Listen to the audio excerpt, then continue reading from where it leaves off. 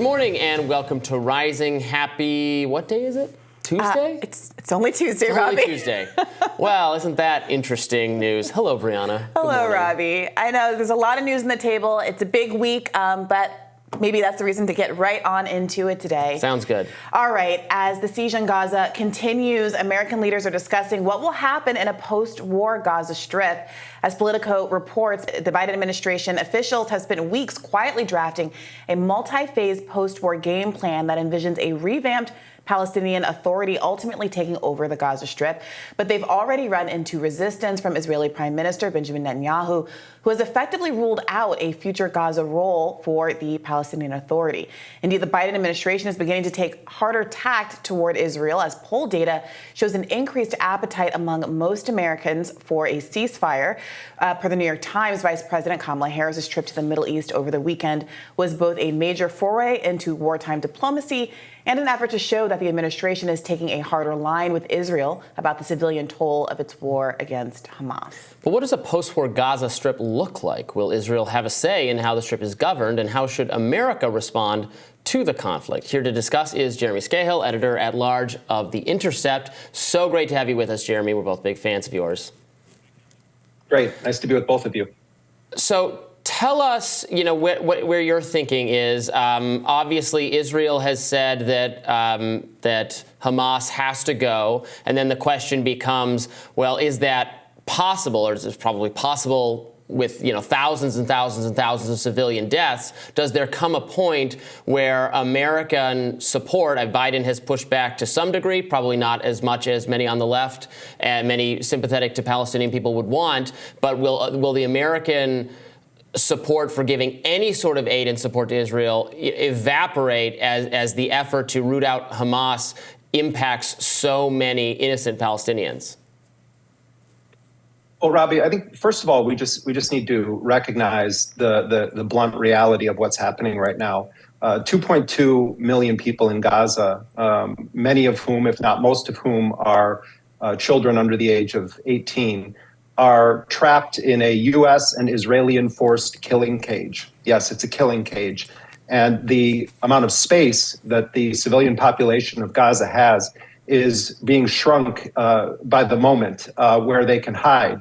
And Israel released, in response, we believe, to the public remarks of Biden and Tony Blinken and Kamala Harris, what they said was an unprecedented plan to protect the civilian population of Gaza. And what they rolled out was a QR code that Palestinians, many of whom have no electricity, no cell phone service, no ability to eat or drink water, much less be using their phones, that when they scan this QR code, it'll take up an interactive map of Gaza broken down into blocks. And they're supposed to be monitoring this regularly to determine where is safe for them to go. And in fact, we know from major international aid organizations that even in areas that Palestinians have been told it's safe, that Israel is bombing or engaging in ground operations. And this is an incredibly dystopian app that Israel has rolled out. It's like the most macabre sort of meetup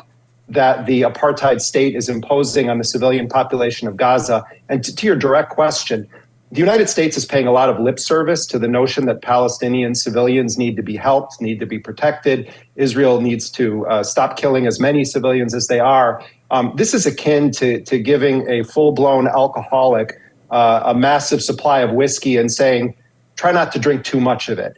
The United States is bankrolling, arming, and giving political cover to a massive series of systematic crimes and an industrial scale level of killing children. So, when Samantha Power shows up with 36,000 pounds of aid, my question would be, how does that counterbalance the thousands of pounds of bunker buster bombs and other munitions that the United States has just been showering on Netanyahu's far-right campaign to exterminate Palestinians as residents of Gaza? Yeah, Jeremy, I wondered if you could speak to that kind of idea of a political future. Netanyahu has been campaigning internally in Israel on the idea that he's the only one who can prevent a two-state solution, at the same time that Joe Biden and Western leaders are kind of dangling the prospect of a two-state solution out as a future direction for peace. We are asking these questions framed in a way that kind of assumes a lack of democracy in the region, asking how much control Israel will continue to have over the Gaza Strip, which just seemed to illustrate how off the table the idea of self-determination for Palestinians is. Can you speak to realistically what's going on here from a political perspective?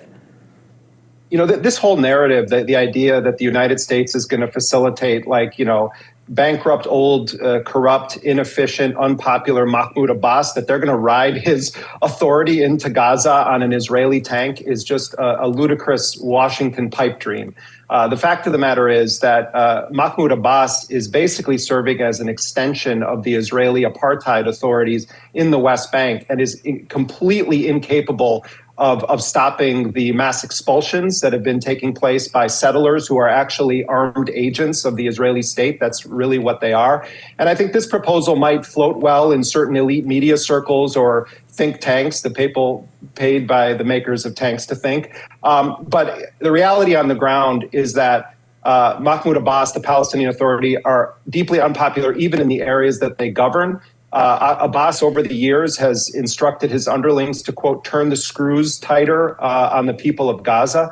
I think it just shows the colonial mindset that is at play, not just with the Netanyahu government, but with the Biden administration's embrace of Netanyahu. And, you know, Bree, Joe Biden has a half-century record on Israel, and he has repeatedly defended Israel when it's at its most extreme. When it raided the ship in 2010 of people trying to bring aid to Gaza and killed a number of people, Joe Biden was front and center defending that. In 2014, Joe Biden, the major defender of Israel's siege. 2021, Joe Biden supporting Netanyahu with the previous siege. And then from the beginning, Joe Biden didn't just give the weapons and political support. Joe Biden promoted outright falsehoods, claimed to have seen evidence of beheaded babies that now is called into serious question, even by Israeli media outlets. The amount of exaggeration that Biden did about the facts are horrifying enough of what happened on October 7th. But in doing so, Biden gave preemptive cover for Israel to wage this scorched earth campaign. So when the United States and Israel are talking about what a post-war Gaza should look like, we should be casting this. The equivalent analogy is that somehow the Reagan administration and the white supremacist apartheid regime in South Africa, that the two of them should be responsible for deciding who's going to govern South Africa. That is what we're dealing with here, Bree. Well, I like that you mentioned, being realistic about this, that American and Washington fantasies about what would be ideal for the region, I think are very unrealistic in a lot of cases, given especially that, for one thing, neither side in this actual fight seems to want what Americans or the Biden administration would want, right? For instance, the Palestinian Authority taking over is not something Israel's government has said that they're willing to consider at all. Israel's government and their people are totally behind the current effort to wipe out Hamas no matter what. And then, as far as I can tell from polls, there's tremendous support for continued violent resistance against Israel within Palestinian and people, and if not for Hamas, then for one of the other militant groups. So given that these are two groups fighting that want to continue fighting, I as a kind of anti-interventionist libertarian, I would cut off the funding for Israel, honestly, regardless of what the situation is. I don't think we should be funding other countries' security. But my concern is that this is going to, given that both, not America, maybe we don't want them to fight, but they want to fight each other. So what expectation could we have that they would settle for anything less than the destruction we're seeing? Well, the key question I think to ask here is, why is there a Hamas? Why is there a Hamas? Now, you could talk about Israel's role in the early stages of encouraging the rise of a group like Hamas to kind of counter what were perceived to be more moderate and therefore able to garner more support factions in Palestine. But setting aside that historical discussion, the reason that a Hamas exists or has any level of popular support is because of the 75-year pogrom that Israel has operated against the Palestinian people. And so while I think all good people can say no one should be kidnapping children, no one should be kidnapping elderly people, no one should be massacring civilians, that should just be clear on a moral level, end of discussion. If you are not willing to understand why there is violence from a group like Hamas, or why there was violence from a group like the IRA, or why Nelson Mandela was considered officially a terrorist by the United States government until the mid-1990s, actually, unless you're willing to engage in a discussion of what conditions led to the rise in popularity of a force like Hamas, then there is no actual discussion. So the United States can talk all it wants about wanting, a two-state solution, about wanting the Palestinian Authority to come and govern a region of Palestine that Palestinians don't want them to govern. You can talk about Netanyahu saying no, no, no. But what's missing from this is ordinary Palestinian people. And unless there is a comprehensive agreement about what the status of Palestine is going to be, unless there's a comprehensive agreement of what is the world community going to do to respond to illegal settler extermination and expulsion of Palestinians, then this whole discussion is just the fairy tale land of the elite foreign policy circles in the United States, who behind the scenes and now very overtly continue to pander to the most grotesque, violent addictions of Benjamin Netanyahu and the far right in Israel. Jeremy Scahill, thank you so much for joining us today. Thanks, Bree. Great to see both of you. Keep up the good work.